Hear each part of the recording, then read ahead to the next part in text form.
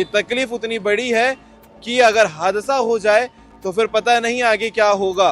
गड्ढा और ज्यादा गड्ढा हो गया, कई जन लेडीज बाइक वाले में बहुत, कार भी एक दिन पलटी होने वाला इस रात।